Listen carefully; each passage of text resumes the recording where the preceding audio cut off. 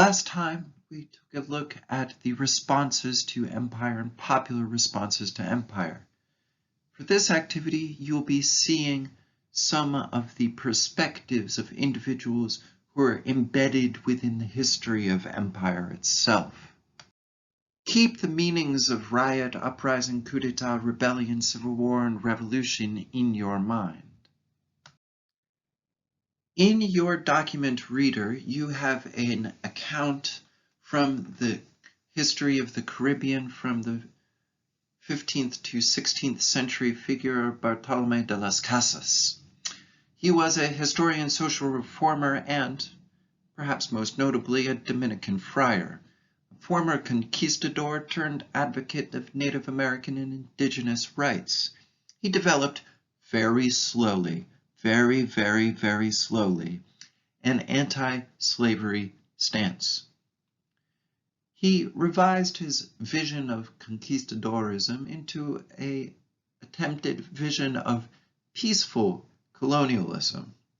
Although he actively participated in the conversion of the Maya as part of this project, you might note that the erasure of culture through forced or implied conversions or coerced conversions is still viewed as genocidal by contemporary assessments.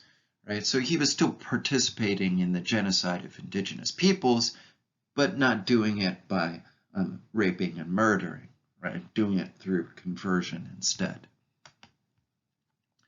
To give you a more detailed perspective, his extensive writings, the most famous being a short account of the destruction of the Indies and the Historia de las Indias, do become the sort of revised perspective. They become a little bit more progressive than the others of the time, which is why they are notable.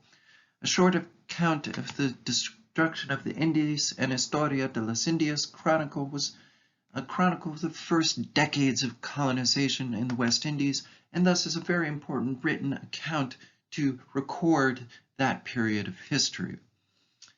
The focus is predominantly on the atrocities committed by the colonizers against the indigenous peoples, the violent, most visible aspects of the genocide, right? The rape, murder, burning down of houses, torture, and so forth. Arriving as one of the first European settlers in the Americas and colonizers, Bartolome de las Casas initially participated in this violence, but eventually felt compelled to oppose the atrocities committed against the Native Americans by Spanish colonialists. In 1515, he reformed his views.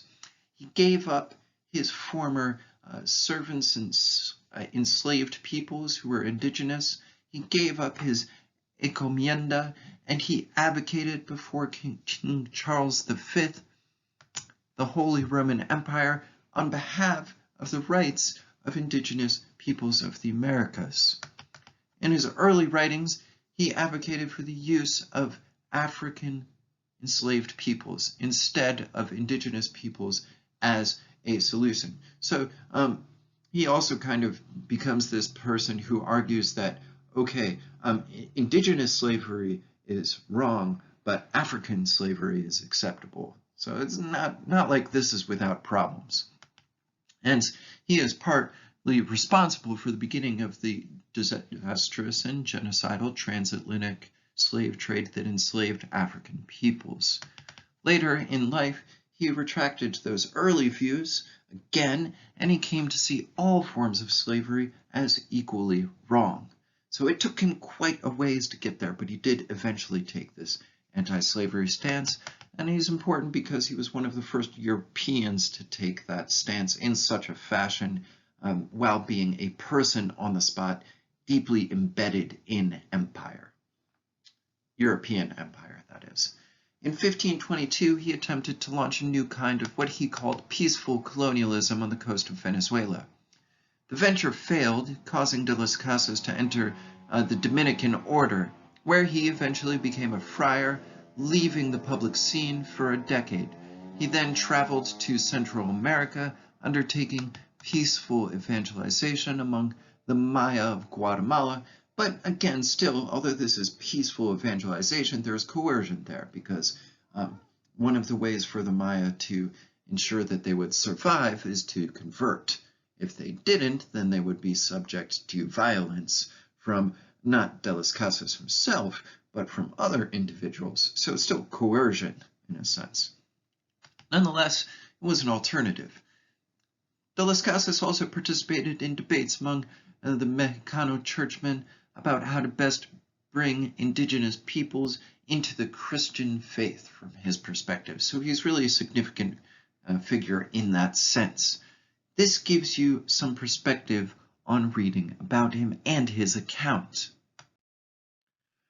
For your response to this post, have a look at that primary source account and just respond to these questions. You don't have to respond to all of them, but as a group, we should cover all 4.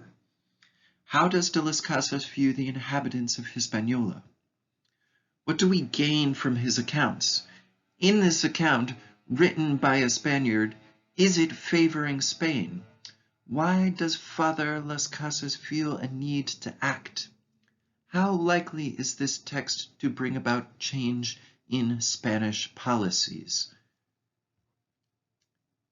Like I said, you don't have to answer every single question, but do answer one of the questions and then start to compare, and let's generate a group response to analyze this primary source. That's it for now, and more soon.